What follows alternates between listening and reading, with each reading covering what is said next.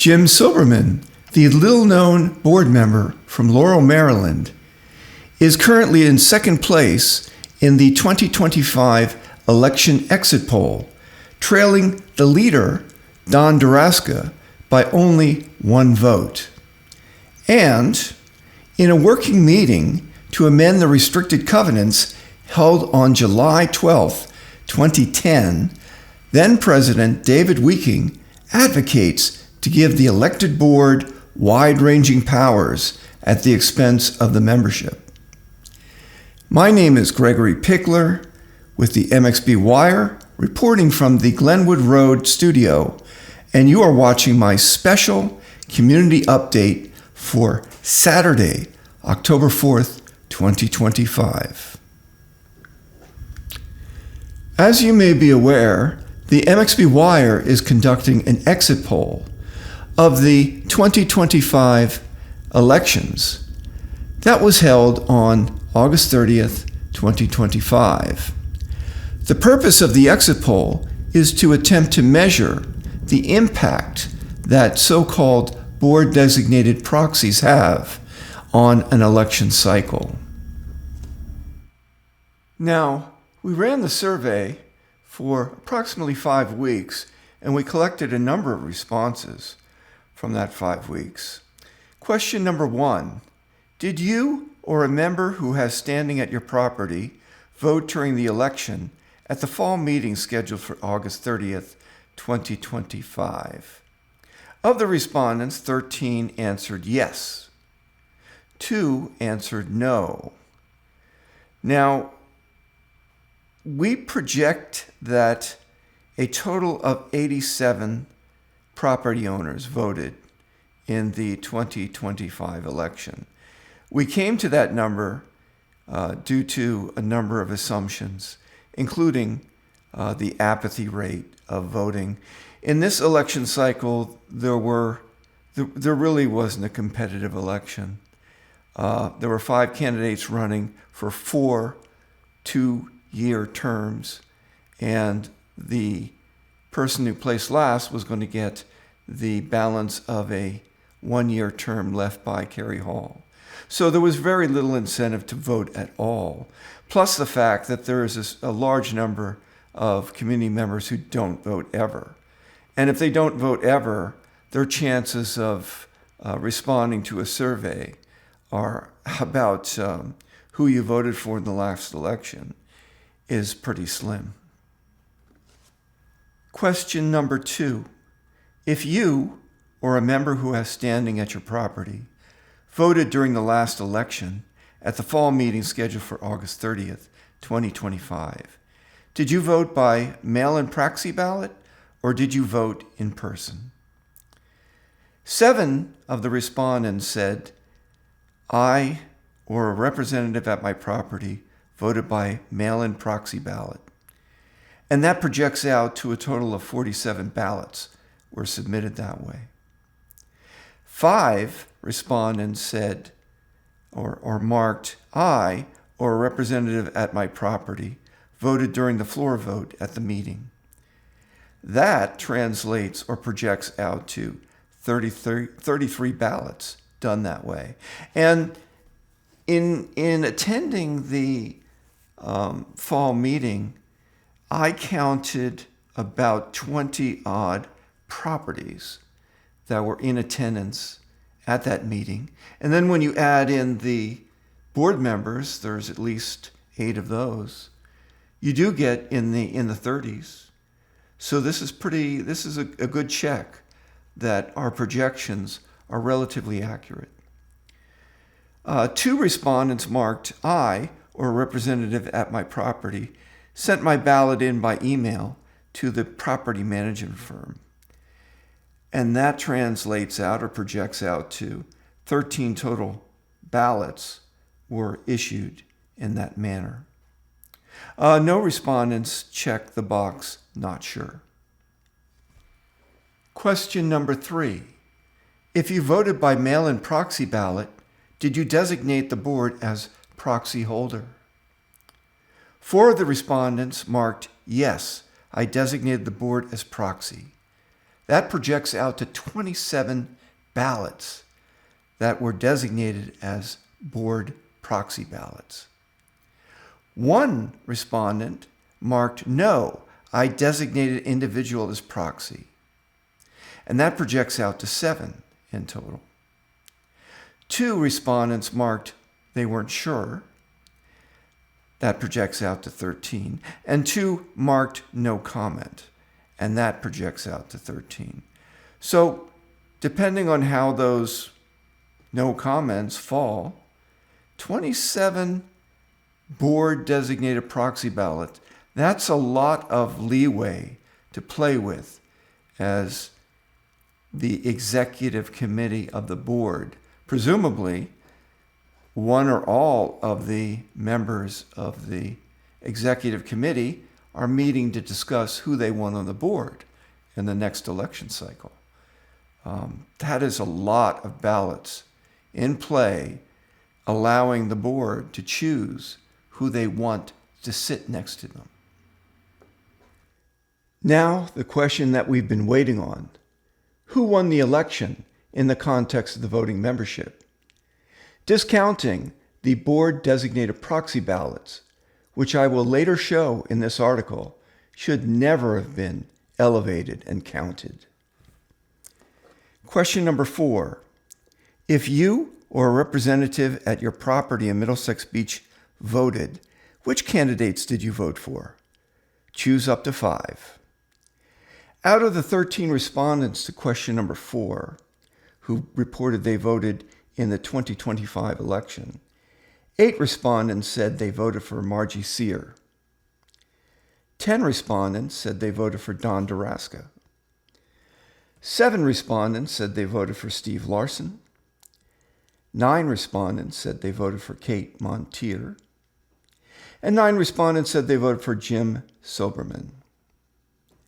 Given the data, we project that 53 votes went to Margie Sear, 67 votes went to Don Daraska, 47 votes went to Steve Larson, 60 votes went to Kate Montier, and 60 votes went to Jim Silberman. Given the data, Don Daraska won the election, albeit by 1 respondent's vote. Don Daraska secured a 2-year term on the board. Jim Silberman did well, winning a 2-year term on the board. Kate Montier also did well. Kate Montier also won a 2-year term on the board. People like Kate. Given the data, the people who formed the leadership on the board did not perform well.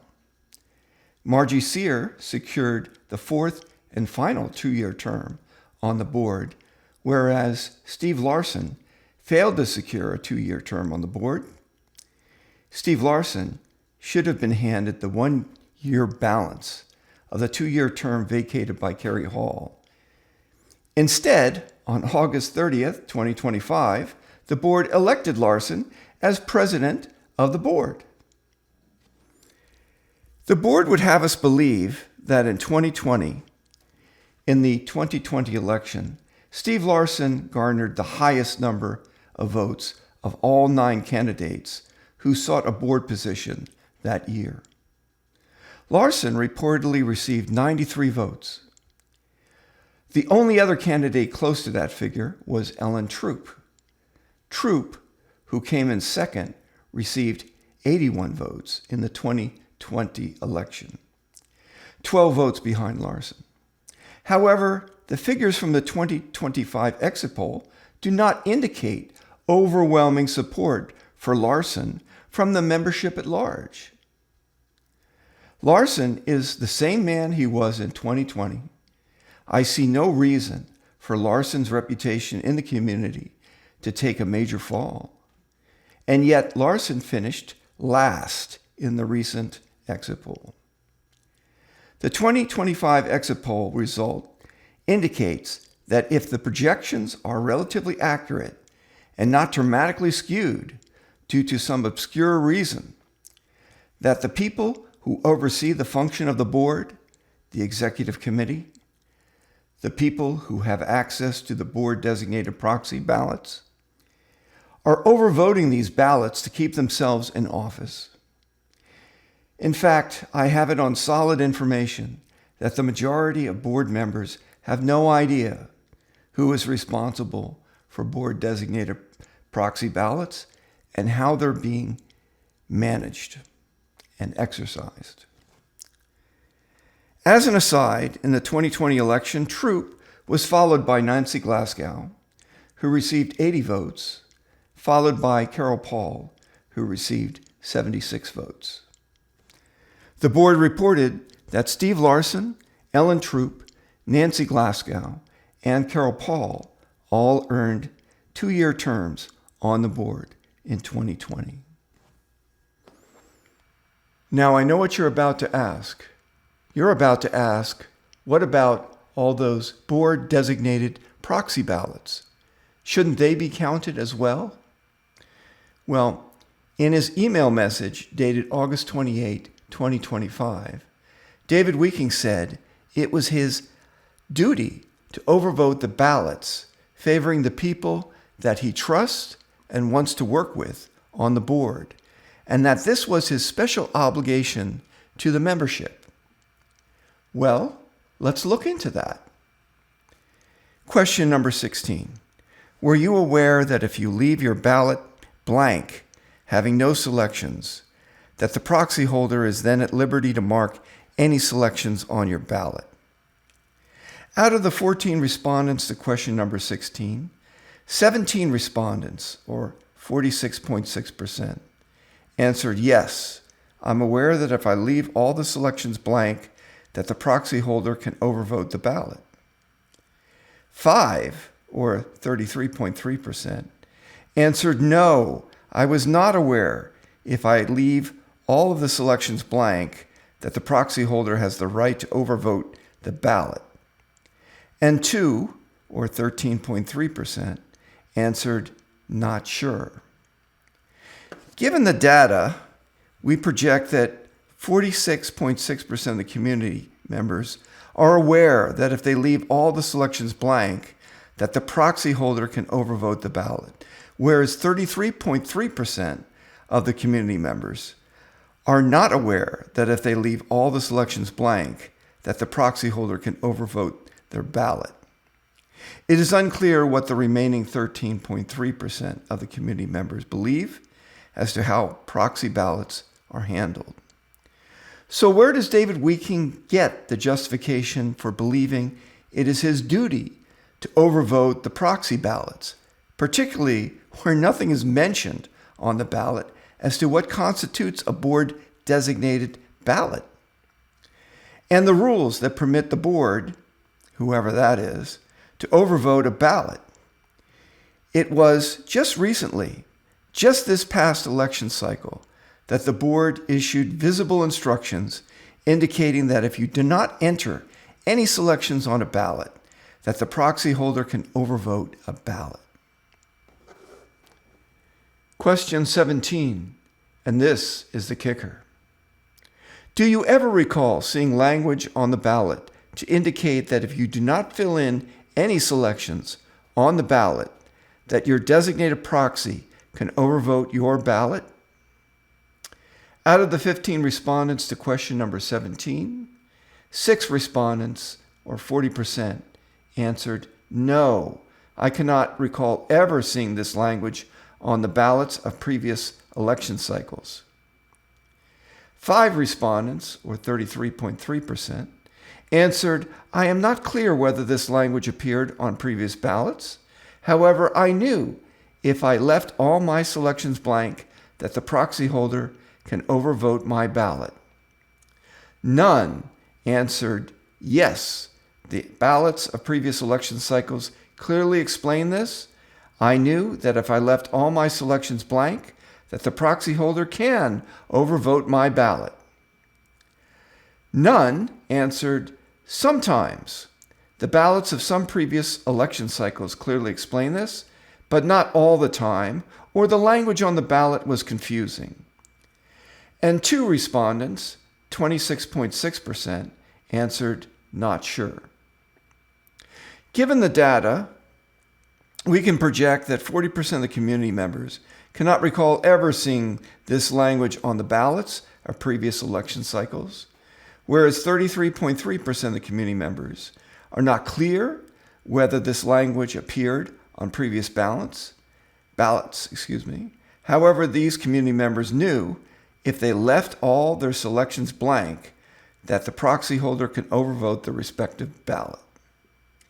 It is unclear what the remaining 26.6% of all community members believe as to this language stipulating how proxy ballots are handled was ever addressed on the ballots of past election cycles. Since uncovering evidence into the deliberate manipulation of community elections via so-called board-designated proxy ballots without explicit authority by the membership to do so, as well as the auspicious change to the bylaws in January of this year, I have been spending time investigating the context behind the 2015 change to the restricted covenants, as well as the context behind the 2009 change to the bylaws, as well as the restated and amended Certificate of Incorporation of Middlesex Beach, last adopted on March 13, 2010. All of these changes to the corporate legal documents were made under David Weeking's tenure as community president. Unfortunately, as I had attended very few of the meetings precipitating these actions, my progress has been somewhat hampered. I have no archive materials pertaining to the revisions to the bylaws and do not recall attending any meetings in which the changes to the bylaws were discussed. Similarly, I have no archive materials pertaining to the restated and amended Certificate of Incorporation of the association. I did not discover any evidence that a change to the authority as to who is responsible for revisions to the bylaws occurred under David Weeking's watch. In 2009, just as in 2025, the board voted to revise the bylaws and not the membership. However, I did discover a number of documents in the archive pertaining to community discussions in 2010, leading to the change to the restrictive covenants in 2015. I found one of the discussion points very telling. Apparently, in a working meeting, sometime immediately after July 9, 2010, the cutoff date of discussion points, David Weeking answered a question presumably by David Burgess, and I'm going to be reading verbatim off of this document discussion notes back in July of 2010, which I attended. David Burgess writes, the, quote, association is defined in the covenants as the Corporation of Middlesex Beach property owners, who are also members of the association. The corporation elects a board of directors. The association and its board of directors are not the same. The document must be clear who is responsible for performing certain acts when it says, quote, the association. Please clarify in every case, open paren, board, board president, committee, delegated authority, security, or board, and 60% of members, end paren. Be specific who is responsible. In David Weeking's response, he writes, we intentionally made all references to the same entity. The community, open paren, association, close paren, has certain specific powers, including the power to elect the board to whom most of the power is delegated. The board is ultimately responsible. Perhaps clarifying, we mean, quote, the association through its elected board, end quote. Well, the association through its elected board is the board. In fact, as I read the most recent incarnation of the restricted covenants, I can find no authority the membership possesses outside the board other than to elect a board of directors, and even that has been effectively neutralized due to the board's disingenuous handling of proxy ballots. I find this aggressive penchant for authority on the part of Weeking consistent with his overarching personality. Weeking has many admirable qualities. Weeking is giving to the extreme of his time and resources. There is almost nothing the man will not do when asked a favor of. However, I find that sharing a decision is not in Weeking's repertoire of virtuous personality traits. I first met Dave Weeking in the spring of 2006 when I discovered that the water pump at the property at 20 Dune Road had been damaged from the winter season. The water pump was not properly winterized in the fall of 2005.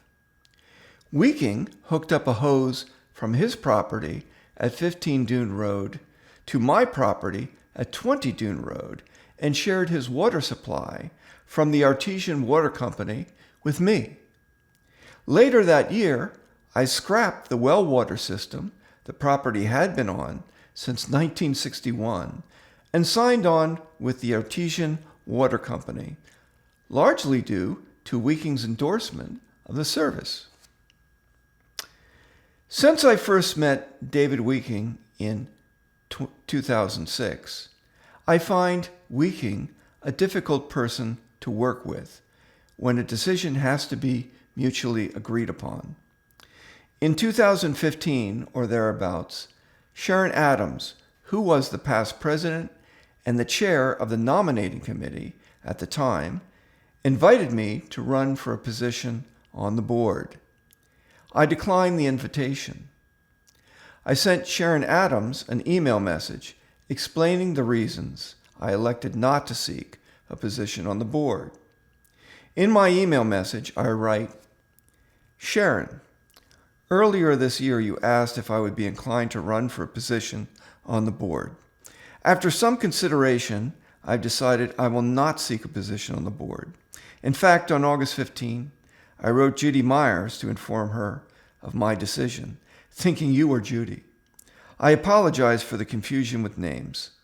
Some days I feel fortunate to wake up knowing my own full name. I wrote a somewhat detailed email message expressing the reasons for declining the opportunity to serve on the board, but I see that my issues with a number of current board members and their past behavior are once again falling on deaf ears. I will not bore you with the details. Cheers."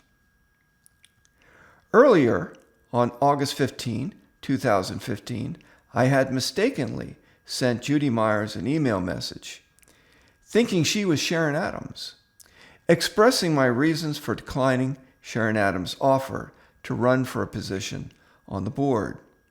In brief, I informed Judy, not Sharon, that I did not need the stress of working and arguing points with David Weeking. Jeff Stoiber is a one-term former board member who discovered what happens to board members who defy Weeking's determination and strength of will. David Weeking recruited Jeff Stoiber to seek a position on the board in 2011 or thereabouts. Stoiber won a 2-year term on the board at the fall meeting in 2011. Although Weeking conferred the position of director onto Stoiber, Weeking reportedly had greater designs for Stoiber. Weeking directed Stoiber to levy a number of punitive fines to members for building rule violations. The punitive fines were often in the quantum of thousands of dollars. Stoiber refused to levy what were, in his mind, excessive punitive fines. In 2013, Weeking reportedly recruited another first-time candidate to replace Stoiber, namely Judy Myers. Ultimately, Weeking reportedly proxied out Stoiber over the course of the fall 2013 election cycle, seeing to Meyer's successful campaign in replacing Stoiber. It is not clear where the proceeds of the punitive fines levied from 2008 through 2013 went. However, Joe Wolf, now deceased, speculated that Wiking spent the proceeds from the fines on facilities equipment. And that does it for me on this edition of the Community Update. Again, my name is Gregory Pickler of the MXB Wire, wishing you a peaceful sky wherever you are. Have a great time.